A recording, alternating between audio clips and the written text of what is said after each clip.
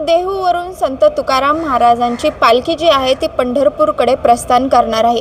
यासोबतच उद्या 8 जुलैला आळंदीहून संत ज्ञानेश्वर महाराजांची पालखी पंढरपूरला प्रस्थान करणार आहे। मात्र सध्या पाहायला गेलं तर इंद्रायणी नदीला पूर आल्यामुळे या पुराचा फटका जो आहे तो सध्या यंदाच्या वारीला बसतानाचं आपल्याला चित्र कुठेतरी पाहायला मिळते। खरं तर आळंदीत येणारे जे 4ही रस्ते आहेत ते पूर आल्यामुळे पाण्याखाली गेलेले आहेत, त्याच्यामुळे तिथली वाहतूक जी आहे ती सध्या बंद करण्यात आलेली आहे। याच पार्श्वभूमीवरती पुणे महापालिका प्रशासनाने सध्या एक मोठा निर्णय घेतल्याचं आपल्याला पाहायला मिळते।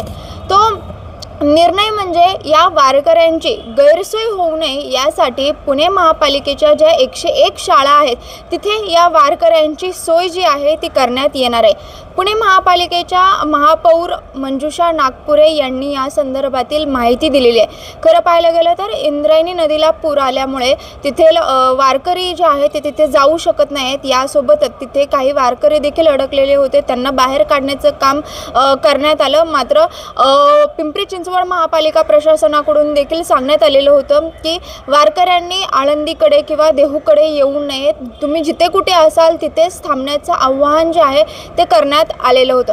या पार्श्वभूमीवरतीच पुणे महापालिका प्रशासनाने देखील आव्हान केलेलं आहे की तुम्ही आता आळंदी किंवा देहूला न जाता थेट पुण्यातच यावा आणि तिथूनच जेव्हा महाराजांची पालखी पुढे प्रस्थान करेल तर इथूनच तुम्ही वारीला जे आहे ते जावं, अशा प्रकारचं आव्हान जे आहे ते करण्यात आलेलं आहे। खरं पाहायला गेलं तर पुणे महापालिकेने 101 शाळांना 12 जुलैपर्यंत जी आहे ती सुट्टी जाहीर केलेली आहे।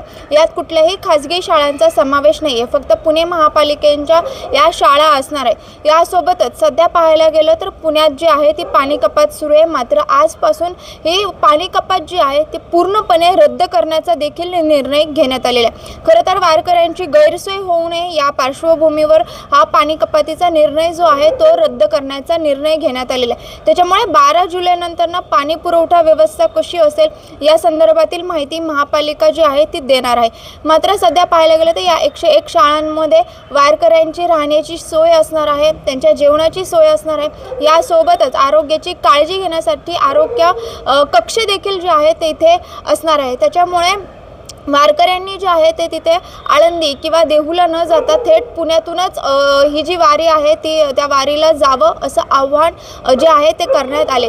खरं तर आळंदीत जी इंद्रायणी नदी आहे तिथं पूर परिस्थिती निर्माण झालेली आहे। इंद्रायणी नदीला पूर आलेल्यामुळे तेथील रस्ते जे आहेत ते पाण्याखाली गेलेले, त्याच्यामुळे बऱ्याच वारकऱ्यांची गैरसोय होऊ नये यासाठी हा निर्णय जो आहे तो घेण्यात आल्याचं पाहायला मिळते। त्याच्यामुळे वारकऱ्यांनी देखील आळंदी किंवा देहूला न जाता पुण्यातूनच वारी जी आहे ते वारीला जावं अशा प्रकारचं आव्हान जे आहे ते करण्यात आलेलं आपल्याला सध्या चित्र पाहायला मिळते। Shivani Yelkade, times of Maharashtra, Pune. सगळ्यांना विनंती करतोय की आपण आळंदी देवस्थानाकडे न जाता पुण्यालाच यावं आणि इथे थांबावं। तर त्यासाठी आता पुणे महानगरपालिकेकडून येणाऱ्या वारकऱ्यांची आपण सगळी व्यवस्था करतोय। साधारण पुणे महानगरपालिकेच्या 101 शाळांमध्ये त्यांची राहण्याची व्यवस्था केली आणि आजपासून पुढे